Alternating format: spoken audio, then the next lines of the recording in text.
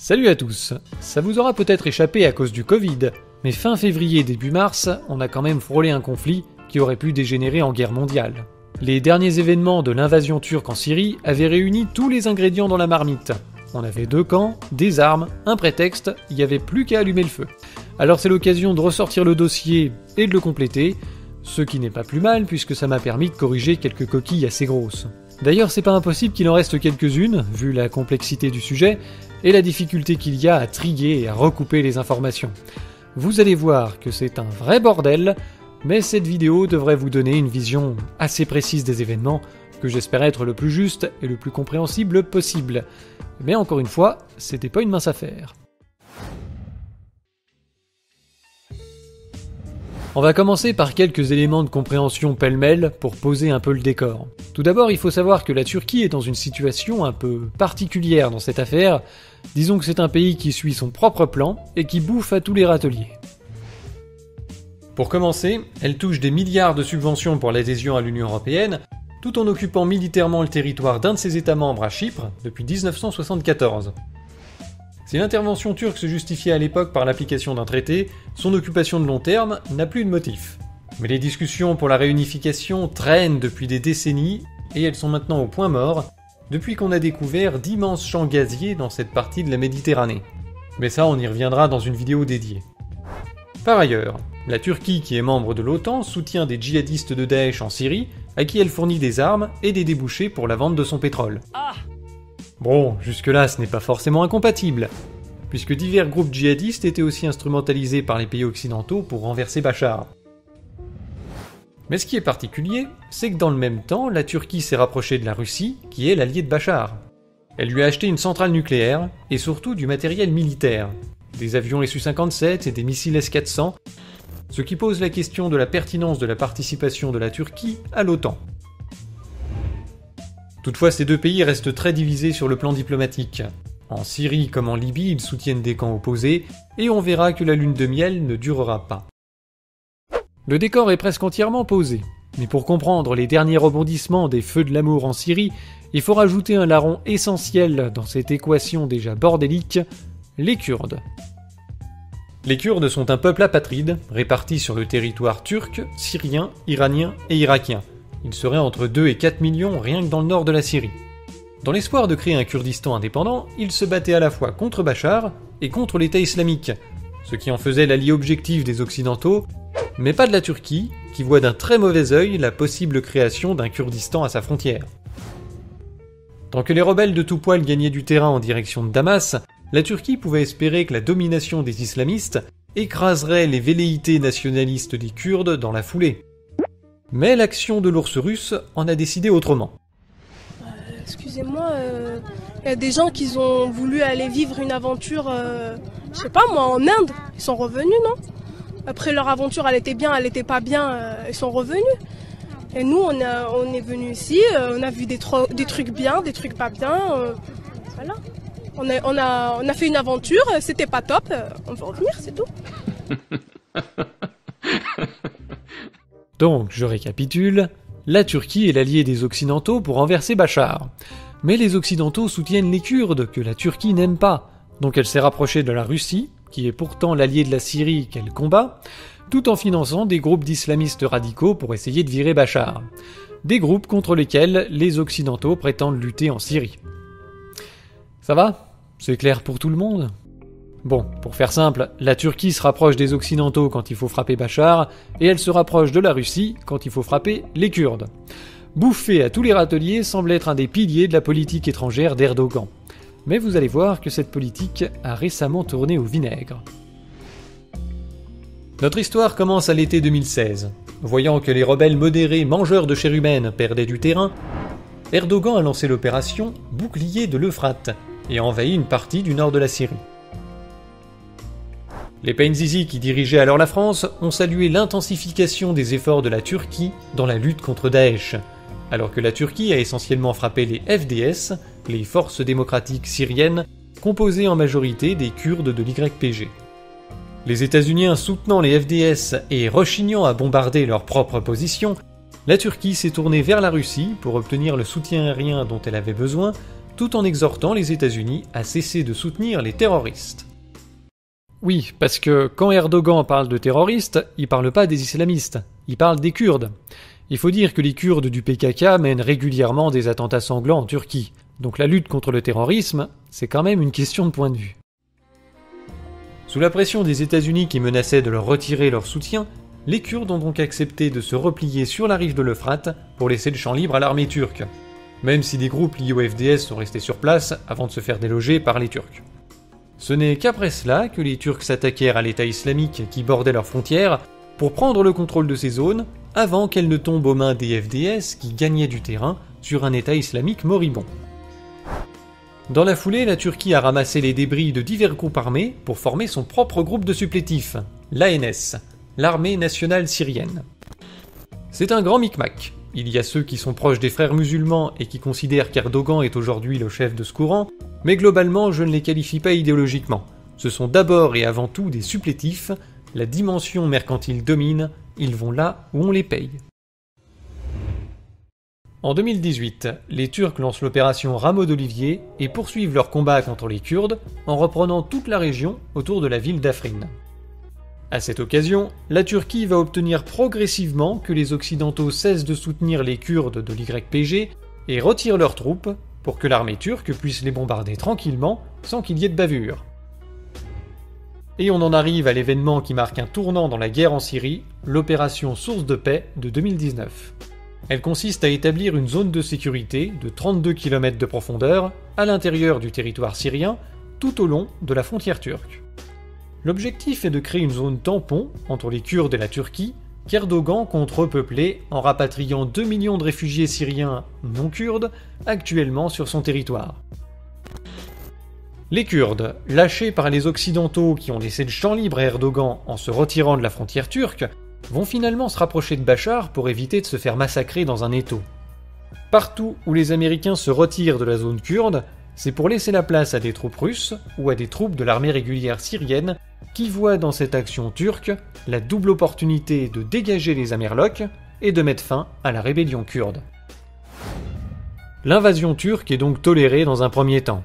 Un statu quo est négocié en octobre entre la Russie et la Turquie qui prévoit le retrait des Kurdes de cette fameuse zone de sécurité et la création de patrouilles conjointes turco-syriennes le long de la frontière. Quelques combats continueront d'éclater entre l'ANS et les FDS, mais la pomme de discorde va se situer dans la province d'Idleb. Petit retour en arrière. En 2017, cette province est devenue une zone de désescalade dans le cadre du processus d'Astana, négocié entre la Turquie, la Russie et l'Iran.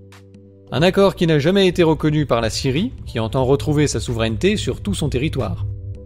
Les combats devaient cesser dans 4 zones tenues par les rebelles, à l'exception de la lutte contre l'État islamique bien sûr, et la Turquie obtient le droit de conserver ses 12 postes d'observation fortifiés dans la province d'Idleb.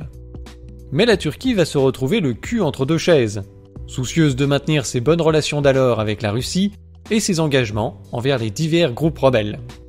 Elle va alors demander que la fameuse distinction soit faite entre les groupes rebelles sous son influence et les groupes djihadistes. C'est à cette occasion qu'elle va reconnaître le groupe HTC comme terroriste. C'est effectivement une version repeinte et faussement modérée du Front al-Nosra, anciennement allié à Al-Qaïda. Notez bien que ce qui distingue les groupes rebelles des groupes djihadistes, c'est que les uns sont soutenus par la Turquie et pas les autres. C'est tout. Pour autant, la Turquie ne va mener aucune action concrète contre les groupes djihadistes, elle va surtout essayer de les contrôler et de les enrôler. Les livraisons d'armes aux rebelles vont s'intensifier et le nombre de soldats turcs dans la zone va passer de 1300 à 3000. De leur côté, l'armée russe et syrienne renforcent aussi leurs effectifs avec la ferme intention de reprendre le contrôle de la province dans un avenir proche. Des incidents ont donc lieu régulièrement et après de longues discussions pour essayer de trouver une solution pacifique, l'accord de Sotchi est signé en septembre 2018, entamant la stratégie de grignotage de la zone par la Russie et la Syrie. L'accord prévoit la création d'une zone démilitarisée, large de 15 à 20 km, qui doit séparer les loyalistes et les rebelles. Elle sera contrôlée par les forces turques et la police militaire russe. Toutes les armes lourdes des rebelles, chars, canons, lance-roquettes et mortiers, doivent en être retirées avant le 10 octobre. Tous les combattants djihadistes doivent ensuite se retirer de la zone démilitarisée avant le 15 octobre. En échange, la Russie annonce qu'aucune offensive ne sera lancée sur Idlib. Un accord que la Turquie a pu appliquer à ses supplétifs du FNL, le nom de son groupe dans la zone, mais qu'elle est incapable de faire respecter par le groupe HTC, qui refuse de retirer ses troupes. Un délai supplémentaire sera accordé à la Turquie pour qu'elle négocie, pendant lequel le cessez-le-feu sera rompu à plusieurs reprises par les deux camps, jusqu'au coup de théâtre du 1er janvier 2019. Un affrontement éclate entre le groupe HTC et les FNL. En quelques semaines, les forces pro-turques sont soumises, ou bien écrasées et chassées de la province, qui passe sous le contrôle intégral du groupe HTC. Celui-ci souhaitait se débarrasser des groupes armés non djihadistes depuis longtemps. L'action se déroule dans le silence total de la Turquie, qui semble avoir changé de poulain pour la direction de cette province stratégique qu'elle considère un peu comme son protectorat. Car en plus de servir de zone tampon entre les Kurdes et la Turquie, la province lui sert aussi de base arrière pour recruter et envoyer des djihadistes de toute la Syrie vers la Libye pour défendre ses intérêts sur place. Des intérêts qui sentent le gaz. On y reviendra. Il faut dire aussi que cette zone s'est progressivement remplie de tous les opposants à Bachar au fil de la reprise en main du territoire par les armées syriennes et russes. La Turquie craint qu'une offensive syrienne entraîne une nouvelle vague migratoire vers son territoire. Une crainte qui se révélera fondée. Le soutien tacite de la Turquie à la reprise en main de la province d'Idlib par le groupe HTC, qu'elle avait elle-même désigné comme un groupe terroriste, enterre définitivement l'accord de Sotchi, ainsi que toute option diplomatique.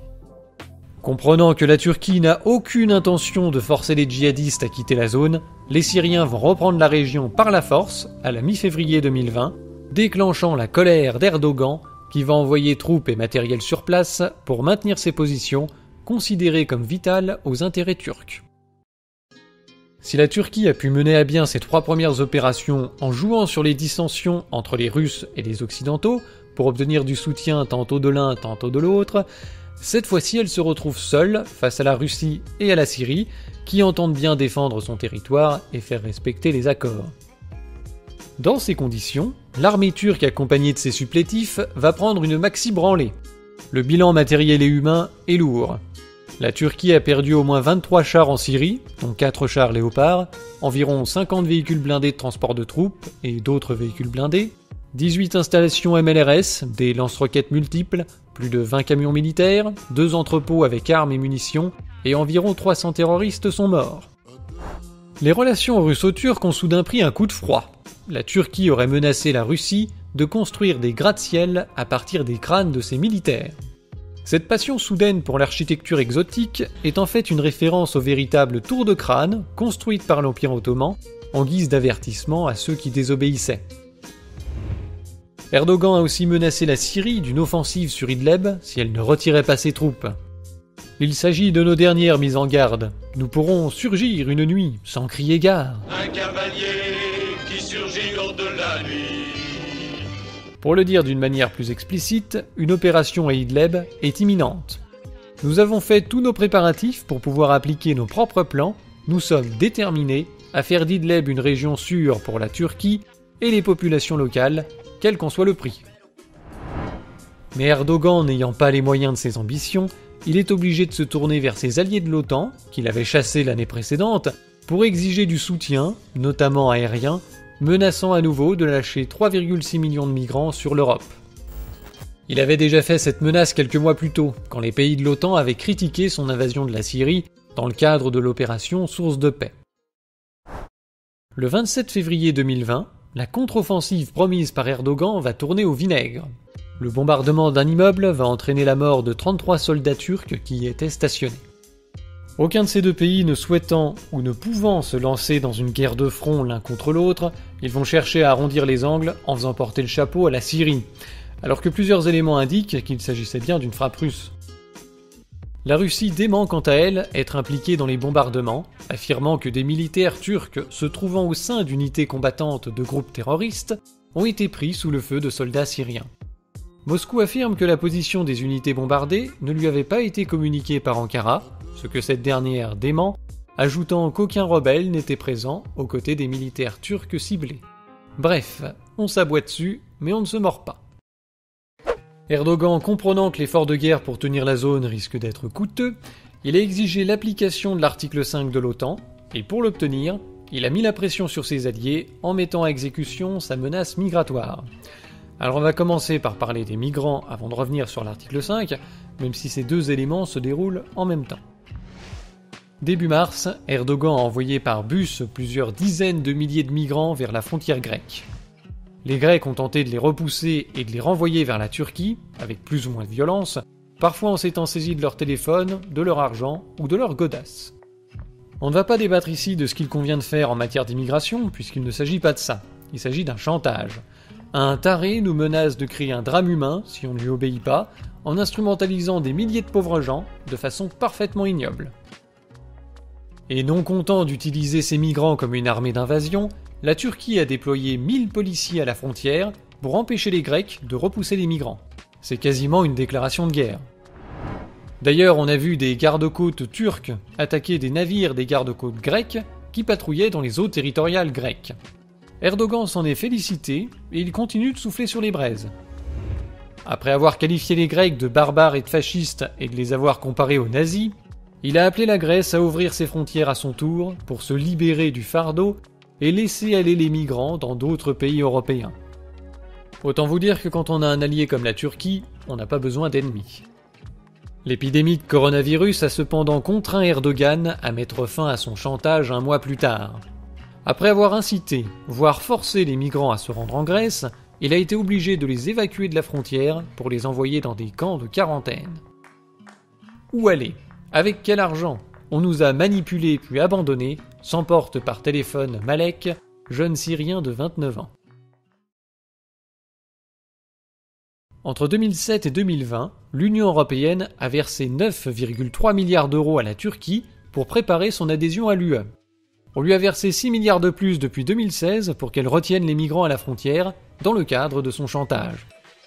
La France payant 20% des fonds versés environ, on a donné 3 milliards d'euros à la Turquie pour une adhésion à l'Union européenne qui n'est plus à l'ordre du jour et pour des migrants qui ne sont plus retenus. Les dirigeants européens étant profondément humanistes et attachés aux valeurs de l'Union européenne et à la paix, on aurait pu s'attendre à ce qu'ils coupent immédiatement les financements, condamnent le chantage aux migrants d'Erdogan et décident de sanctions pour le forcer à arrêter sa guerre en Syrie, ou en tout cas qu'ils expriment une très forte opposition. Sauf que ce sont des mous du cul, ils ont peur des migrants, ils ont peur de jeter la Turquie dans les bras de la Russie, et puis comme d'habitude, il n'y a pas de position commune entre les États, donc c'est un vrai bordel, et quant à l'Union européenne elle-même, en tant qu'institution, sa politique étrangère est à la remorque de l'OTAN, donc c'est pas vraiment là que ça se passe en fait. Article 42-2 du traité de l'Union européenne, la politique de sécurité et de défense commune est compatible avec la politique commune de sécurité et de défense arrêtée dans le cadre de l'OTAN. Donc, l'OTAN décide et l'Union européenne suit. Or, comme on l'a dit, suite à la frappe du 27 février de l'armée syrienne qui a tué au moins 33 soldats turcs, le porte-parole du parti présidentiel turc AKP, Ömer Çelik, a déclaré ceci à la presse turque. Ce n'est pas seulement une attaque contre la Turquie, c'est une attaque contre la communauté internationale. Une réaction commune est nécessaire. Cette attaque était également dirigée contre l'OTAN. Il fait référence ici à l'article 5 du traité de l'Atlantique Nord qui prévoit qu'une attaque armée, contre une ou plusieurs des parties, survenant en Europe ou en Amérique du Nord, sera considérée comme une attaque dirigée contre toutes les parties, et en conséquence, elles conviennent que si une telle attaque se produit, chacune d'elles assistera là où les parties ainsi attaquées. La Turquie compte donc sur cet article pour entraîner dans sa guerre contre les Russes les pays de l'OTAN, ainsi que ceux de l'UE, via l'article 42 du TUE, sachant qu'un certain nombre de pays de l'Est n'attendent que cela. J'ai entendu dire que la Pologne aimerait bien s'offrir un petit morceau de Biélorussie. Si on veut préserver la paix, ce serait bien de ne pas multiplier les intérêts à la guerre.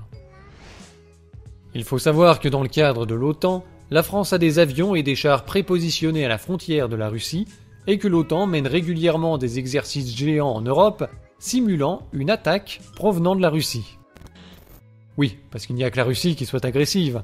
Regardez comme ils ont placé leur pays tout près des bases de l'OTAN. C'est scandaleux. Tiens, bah ça tombe bien. Un exercice se déroule en ce moment même. Les boys sont déjà sur place. Allez, hop hop hop. Nous sommes en guerre. L'OTAN étant ce qu'elle est, le déclenchement de cet article dépend du bon vouloir des États-Unis, et donc de Trump. Et il se trouve que Trump a basé son mandat sur 3 promesses: relocaliser les emplois industriels, le Dow Jones à 30 000 points, et le retour des boys à la maison. Or, le chômage a explosé, les bourses ont chopé le Covid-19 et elles ne tiennent que grâce à l'imprimante de la Fed, on verra pour combien de temps, et s'il retourne en Syrie après s'être vanté de son retrait en 2019, il va passer pour un jambon. D'autant qu'Erdogan lui avait chié sur les pompes à l'époque. En effet, au moment de l'opération Source de paix, en 2019 donc, Trump avait d'abord soutenu la Turquie dans son invasion de la Syrie, vantant le génie stratégique d'Erdogan. Il faut dire que jusque-là, il avait pas trop mal mené sa barque. Il soulignait que les États-Unis n'avaient rien à faire dans ce conflit. Si la Turquie pénètre en Syrie, c'est une affaire entre la Turquie et la Syrie. Ce n'est pas une affaire entre la Turquie et les États-Unis, comme beaucoup de gens stupides voudraient vous le faire croire. C'était pas ma guerre! C'est vous qui m'avez appelé, pas moi! Mais certains lui avaient fait remarquer que ce n'était pas très sympa d'abandonner les alliés kurdes sur place. Alors en octobre 2019, Trump a changé son fusil d'épaule et a essayé de dissuader Erdogan de se lancer dans cette aventure par une lettre dans laquelle il menaçait de détruire l'économie fragile de la Turquie. Il encourageait Erdogan à négocier avec les chefs des FDS pour trouver une solution pacifique. J'ai travaillé dur pour régler certains de vos problèmes, ne décevez pas le monde. Vous pouvez parvenir à un bon accord. L'histoire vous jugera d'un œil favorable si vous agissez de façon juste et humaine, elle vous considérera à jamais comme le diable si les choses se passent mal. Ne jouez pas au dur, ne faites pas l'idiot. La littérature en PLS. Bref, Erdogan a complètement ignoré cette menace, humiliant Trump au passage. Et maintenant qu'il a pu se débarrasser des Amerlocs, il leur demande de revenir pour faire une guerre que les États-Unis lui ont déconseillé de faire, et pour taper sur les anciens alliés des États-Unis. C'est quand même un peu gonflé. Il faut dire aussi que le risque d'un conflit mondial refroidit bon nombre d'officiels américains. Le ministère de la Défense est entré en conflit avec le département d'État, s'opposant à l'idée de déployer des systèmes de missiles anti-aériens Patriot en Turquie. La direction militaire considère cela comme imprudent, car le déploiement de systèmes de défense aériens américains pour intercepter des avions des forces aérospatiales russes peut amener un conflit local au niveau mondial. En somme, tout ce qu'Erdogan peut attendre des États-Unis, c'est un soutien de façade, et à la limite une caisse de munitions parce que l'argent n'a pas d'odeur. Mais l'engagement de l'OTAN pour sa guerre, il peut se le mettre sur l'oreille. Par conséquent, après quelques jours de chantage aux migrants, il a été obligé de ramper devant Poutine pour obtenir un cessez-le-feu qui s'est négocié en Russie, sous l'œil inquisiteur de Catherine II, qui en son temps avait foutu la pâtée à l'Empire ottoman. Comme je le disais, la Russie et la Syrie grignotent la zone petit à petit, puis ils sécurisent leur avancée en la faisant reconnaître par leurs opposants dans des accords successifs. Ce nouvel accord permet à la Syrie de récupérer le contrôle sur des axes de communication stratégiques, l'autoroute M5 qui fait la jonction avec le nord du pays, et l'autoroute M4 qui voit se créer une zone de sécurité de 12 km où patrouilleront des soldats turcs et russes. Mais Erdogan critique déjà ce cessez-le-feu et semble préparer une nouvelle riposte, tout en poursuivant son chantage aux migrants pour obtenir le soutien militaire dont il a tant besoin, mais pas seulement, il a d'autres revendications. Il veut aussi des facilités pour les visas à destination de l'UE, une remise à plat de l'accord sur les migrants, et une relance des discussions de l'adhésion de la Turquie à l'UE qui ont été gelées en 2018. Tout ce que les serpillères de l'UE ont été capables de faire contre lui, c'est d'exiger que la Turquie respecte l'accord de 2016 sur les migrants en échange d'une rallonge de 700 millions d'euros. Donc le mec peut faire chanter ses gugus chaque année pour obtenir une nouvelle rallonge. Plus de fric, de la coke et des putes, enfin, c'est sans fin quoi. Voilà tout ce dont est capable cette formidable Union européenne censée peser dans le monde et défendre nos intérêts bien plus efficacement que l'échelon des simples nations. Ah, nous sommes subjugués. N'importe quel petit sultan peut débarquer, les traiter comme des larbins, fouler aux pieds les valeurs dont ils se gargarisent et les entraîner dans une guerre qui a toutes les chances d'aboutir à la destruction de l'Europe dans un nouveau conflit mondial. Ah, quand il faut jouer les gens résistants en faisant campagne contre le RN ou les populistes, là ça hurle à la tribune, dans toute l'Europe. Mais quand il faut s'opposer concrètement à un va-t-en-guerre, y a tout de suite moins de monde. En fait, y a plus personne. Vous vous rendez compte que si la situation n'a pas débouché sur un conflit mondial, c'est parce que ni Poutine ni Trump n'y avaient intérêt. Ça ne doit pas vous rassurer. J'ose à peine imaginer ce qui se serait passé si cette taré de Clinton avait été élu. Yes, we came, we saw, he died. Did it have anything to do with your visit? Oh, I'm sure it did. Heureusement, les choses ont fini par se tasser un petit peu. Les Occidentaux ont eu tendance à se détourner de la Syrie dernièrement, mais la situation reste explosive. Si le parti de la guerre remporte les prochaines élections américaines en novembre, Erdogan pourrait avoir une oreille plus attentive à la Maison-Blanche pour obtenir le soutien dont il a tant besoin, au risque d'entraîner le monde dans un sacré merdier. L'affaire s'est étalée aux yeux du public à l'été 2020, mais ça fait depuis le printemps que la Turquie a accéléré ses agissements en Méditerranée. Au programme, exercice militaire maritime, suivi de l'envoi de navires d'exploration tout azimut pour trouver les poches de gaz dans la zone revendiquée par la Turquie. Mais si vous avez vu ma précédente vidéo sur le rôle de la Turquie en Syrie, vous savez que d'autres éléments rentrent en ligne de compte. La situation en Libye, en Syrie, en Israël, en Grèce, à Chypre, au Liban... C'est un bordel. Tous ces éléments s'entremêlent et s'entrechoquent dans un vaste merdier où il n'y a plus ni gentils ni méchants, mais des intérêts, et des gens qui arrivent plus ou moins à faire valoir les leurs au détriment de ceux des autres, forcément, il n'y a pas de place pour tout le monde, et avec des méthodes plus ou moins honorables. Par exemple, le 10 juin 2020, la frégate française Le Courbet s'est retrouvée face à une frégate turque alors qu'elle s'apprêtait à contrôler un cargo turc suspecté de violer l'embargo sur les armes à destination de la Libye. Le Courbet agissait dans le cadre d'une mission de l'OTAN, soutenue par l'UE et par l'ONU, ce qui n'a pas empêché la frégate turque de s'interposer. L'accrochage a donné lieu à une enquête, très vite enterrée par l'OTAN, et à des échanges de noms d'oiseaux entre la Turquie et la France, débouchant sur le retrait de la France de l'opération Sea Guardian, réclamant un geste politique clair pour mettre en lumière une opération anti-trafic dans laquelle il y a des trafiquants. Je vais pas rentrer dans les détails du conflit libyen parce que sinon on en a pour des plombes, mais je vous invite quand même à vous renseigner sur le contexte de base et sur qui soutient qui. Ça vous aidera pas mal à comprendre l'actualité.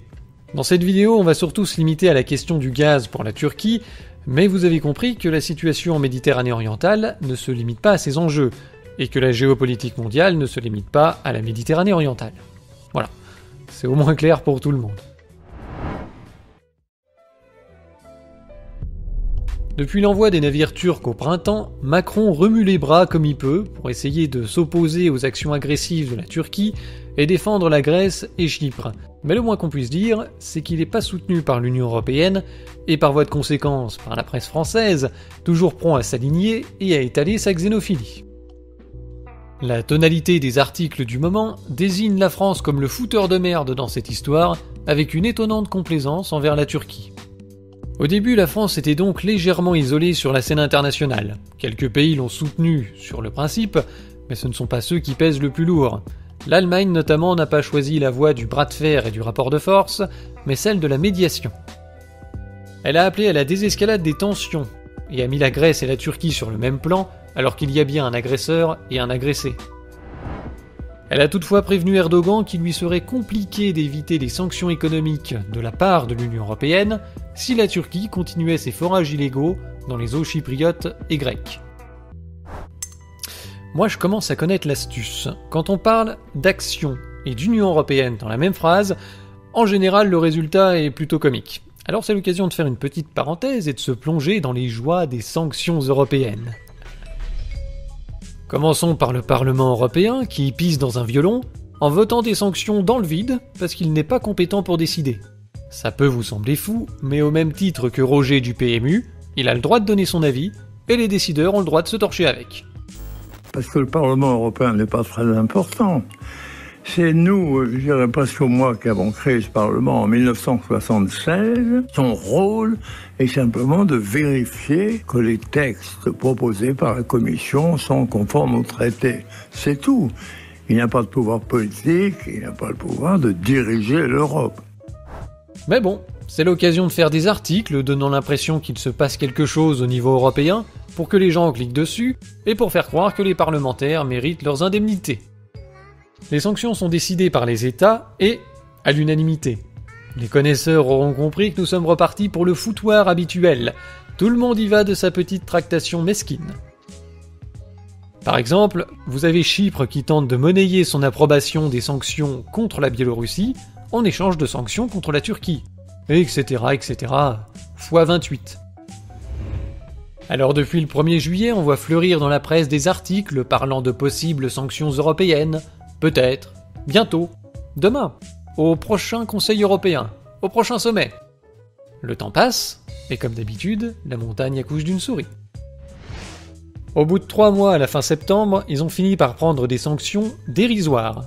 Ils ont simplement gelé les avoirs d'une seule société turque. Il s'agit de l'entreprise qui exploite le cargo dont je vous ai parlé en début de vidéo, celui suspecté de violer l'embargo sur les armes en Libye et qui avait été intercepté par la frégate française. Mais les sanctions promises par Merkel contre les forages illégaux menés par la Turquie, ça on les attend toujours. Comme quoi, ça n'a pas été si difficile d'y échapper. Erdogan a fait mine de s'offusquer de ces mini-sanctions. Et puis il a ajouté qu'il en avait rien à foutre, que ça n'avait aucune valeur, et qu'il ne changerait rien à sa politique. Faire l'UE pour faire le poids. Alors je sais pas vous, mais moi je ne suis jamais déçu par l'Union Européenne. Bah non, je considère que c'est un gros tas de merde, donc je suis toujours pleinement satisfait.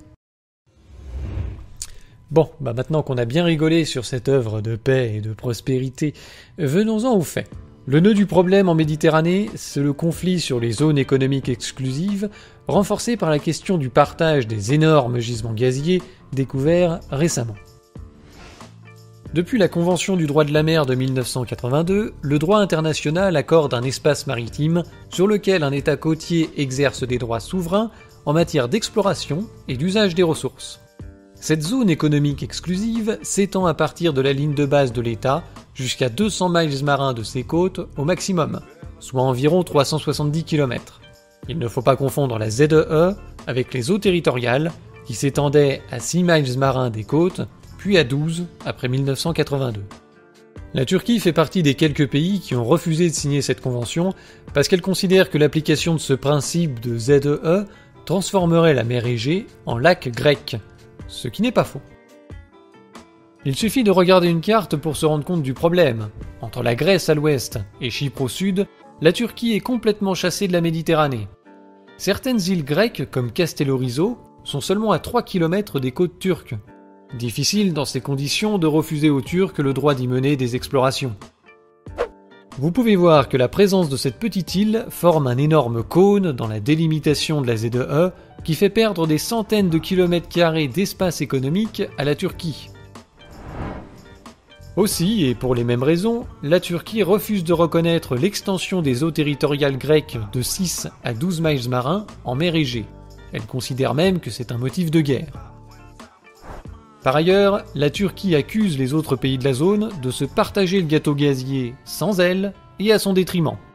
En effet, quand les ZEE se chevauchent, ce qui est le cas dans toute cette partie de la Méditerranée, la limite mitoyenne doit être définie par un accord bilatéral entre voisins. Ces accords sont essentiels pour débuter l'exploitation du gaz afin d'éviter que deux pays ne vendent la même concession. Or, tous les pays concernés ont des conflits les uns avec les autres, sont en guerre entre eux ou bien en guerre civile, faisant de ces champs de gaz de vrais champs de mines. La Turquie ne reconnaissant pas le concept de zone économique exclusive, elle ne reconnaît pas non plus les accords signés sur cette base, histoire de faire bien chier. Donc elle choisit de mener des explorations unilatéralement dans la zone maritime qu'elle revendique. Il s'agit de toute la zone dans les pointillés rouges, que vous pouvez comparer au pointillé bleu qui est sa ZE théorique. Elle a aussi créé avec la Libye une zone maritime partagée, qui lui permet d'exploiter le gaz au large de la Libye. C'est la partie assurée sur cette carte. Elle a obtenu cet accord en aidant militairement Fayez Sarraj, le chef du gouvernement libyen d'accord national, grâce à l'envoi de supplétifs syriens depuis la province d'Idleb. Un projet que la Grèce, Chypre, l'Égypte, les Émirats arabes unis et la France ont condamné, le jugeant illégal. En mai, ces pays ont publié une déclaration commune condamnant les actions de la Turquie. À son tour, Ankara a qualifié ces pays d'alliance du mal, accusant la France d'en être le patron. Dans ce merdier, la France n'est pas là pour défendre la veuve et l'orphelin en Grèce ou à Chypre. Elle défend avant tout les intérêts de Total, qui a obtenu des concessions à Chypre et au Liban, qu'elle exploite en collaboration avec d'autres entreprises pétrolières, notamment l'italienne Eni. La Turquie agit là-dedans comme un éléphant dans un jeu de quilles. En contestant le principe des ZEE, elle bloque l'octroi de nouvelles concessions sur une très vaste zone, et en plus, elle se permet de mener des explorations dans des concessions déjà vendues à Chypre, ou dans des zones à la souveraineté contestée en Libye. L'accord turco-libyen a aussi pour effet de torpiller le projet de gazoduc sous-marin EstMed, lancé par la Grèce, Israël et Chypre, à destination de l'Europe. La Turquie préférant que le gaz soit acheminé via son territoire pour en tirer du pognon, des avantages diplomatiques et pour s'émanciper du gaz russe dont elle dépend à 90%. L'Allemagne n'ayant pas d'intérêt gazier dans la zone à ma connaissance, elle semble tolérer bien mieux les arrangements de la Turquie avec le droit international, d'autant qu'elles sont des alliés historiques. L'Allemagne a un excédent commercial de 8 milliards d'euros avec la Turquie, et 15% des touristes étrangers en Turquie sont des Allemands. C'est l'Allemagne qui avait proposé un arrangement financier sur les migrants en 2016, et elle a sans doute joué un rôle important dans l'octroi de la rallonge de 700 millions il y a quelques mois. Il y a aussi une importante diaspora de 3 millions de Turcs en Allemagne, qui peut être remuante quand on critique le gouvernement turc. Rappelez-vous qu'à la suite de la tentative de coup d'État raté contre Erdogan en 2016, il y avait eu des manifestations pro-Erdogan en Allemagne, et ailleurs en Europe, accompagnées de pressions et de harcèlement contre ceux qui critiquaient Erdogan, notamment des journalistes. Macron a choisi au contraire une approche beaucoup plus frontale, officiellement pour défendre les États membres de l'Union européenne, mais dans la réalité c'est sûrement secondaire. Il paraît que Macron est très agacé du soutien d'Erdogan à Sayez Farage en Libye, et puis comme on l'a dit, il défend les intérêts de Total à Chypre, et demain peut-être en Grèce. La France étant historiquement plus proche de la Grèce que de la Turquie, elle préférera sans doute négocier de futures concessions en mer Égée avec les Grecs. Les magouilles de coulisses ont déjà commencé, avec l'achat par la Grèce de 18 avions Rafale, devenant ainsi le premier pays européen à s'équiper de ces avions, dont le Figaro nous dit le plus grand bien. Une commande probablement lubrifiée par l'assurance du soutien diplomatique de la France dans ce conflit gréco-turc qui s'envenime de jour en jour. La France a d'ailleurs participé à des manœuvres maritimes avec la Grèce, ainsi qu'avec l'Italie et Chypre. La Turquie a considéré ces manœuvres comme des provocations, et elle y a répondu par d'autres manœuvres, avec des navires américains, puis avec la marine de Chypre du Nord. Mais il semblerait que l'approche frontale de Macron soit contre-productive contre Erdogan, qui ne se laisse pas impressionner, et qui est même ravi de pouvoir radicaliser sa position. Ça lui permet de détourner l'attention du public des problèmes intérieurs de la Turquie, notamment sur le plan économique, et de souder la population autour de lui contre un ennemi extérieur qui voudrait asservir la Turquie et l'expulser de la Méditerranée. Il peut ainsi poursuivre sa politique agressive tout en prenant la posture du défenseur. À l'occasion de sa rencontre avec Macron à Brégançon fin août, il semblerait que Merkel l'ait convaincu de mettre de l'eau dans son vin et d'adopter une approche plus diplomatique, celle de l'Allemagne, des États-Unis, de l'OTAN et de l'UE, même si dans ce dernier cas tout le monde s'en fout. Une approche qui consiste à ignorer les provocations d'Erdogan et d'agir dans la coulisse pour le pousser à négocier, ce qui a récemment porté des fruits. Il faut dire que la Grèce s'est avérée être un plus gros morceau que prévu. Ces derniers mois, Erdogan a multiplié les provocations verbales envers la Grèce, allant jusqu'à proposer de couler un navire ou d'abattre un avion de chasse grec en guise d'avertissement. Mais sur le terrain, ce n'est pas si simple. Il a essuyé plusieurs revers contre les Grecs.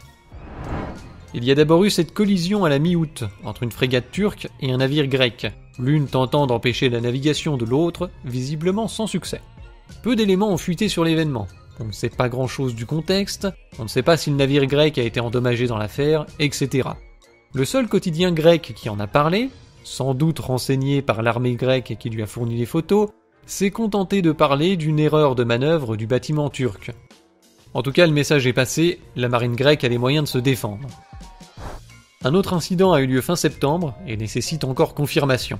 Selon le site grec Defense Point, des F-16 turcs auraient pris à partie l'aviation grecque qui menait un exercice militaire. L'escarmouche aurait tourné en défaveur des Turcs qui ont dû rentrer au bercail dans la précipitation. Et l'un des F-16 aurait fini dans le fossé à l'atterrissage suite à un problème moteur.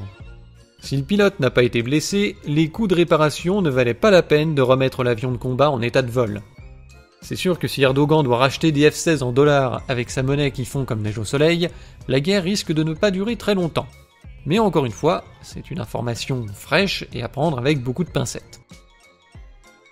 Tout ça pour dire qu'une guerre contre la Grèce ne serait pas une partie de plaisir pour la Turquie, qui est déjà engagée sur d'autres fronts, en Syrie, en Libye et maintenant en Azerbaïdjan. Ajoutez à ça les sanctions de la communauté internationale, et la posture agressive de la Turquie devient intenable. Erdogan a fini par accepter le principe des négociations avec la Grèce en traînant les pieds. Si les provocations verbales ont laissé place aux appels à des attitudes constructives et à la paix, les discussions ne sont que des pourparlers exploratoires pour voir si les points de vue sont conciliables. Sauf que la Grèce comme la Turquie ont toujours défendu des points de vue maximalistes dans ce conflit sur les ZE, et les derniers événements n'invitent pas vraiment les deux larrons à coopérer pour se partager le gâteau. Donc, rien n'est réglé, et tout peut reprendre d'une semaine à l'autre. Pour autant, je ne pense pas que la situation dégénère, puisque la Turquie n'a aucun soutien parmi les membres de l'OTAN, qui ont tous pris le parti de la Grèce, plus ou moins subtilement, y compris les États-Unis.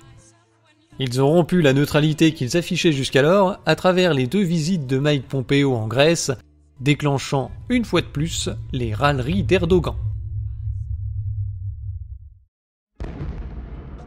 Malgré mon ton critique contre Erdogan, je trouve normal que la Turquie défende ses intérêts à propos des Kurdes, des migrants, des ZE et du gaz.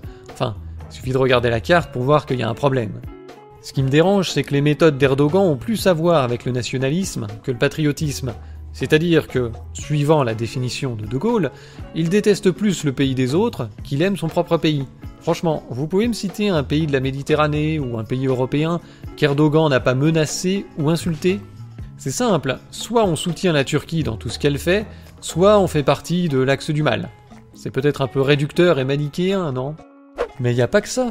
Que Erdogan défende les intérêts turcs en Syrie, c'est une chose, mais il faut pas le faire en se servant des pays de l'OTAN comme de boucliers humains contre les Russes, à travers la menace de l'article 5, surtout après les avoir insultés et chassés de la zone quand il gênait le sultan. Et puis il sera gentil de ne pas utiliser les migrants dans un chantage pour exiger qu'on vienne le sortir de la merde en Syrie, dans laquelle on lui avait déconseillé de plonger.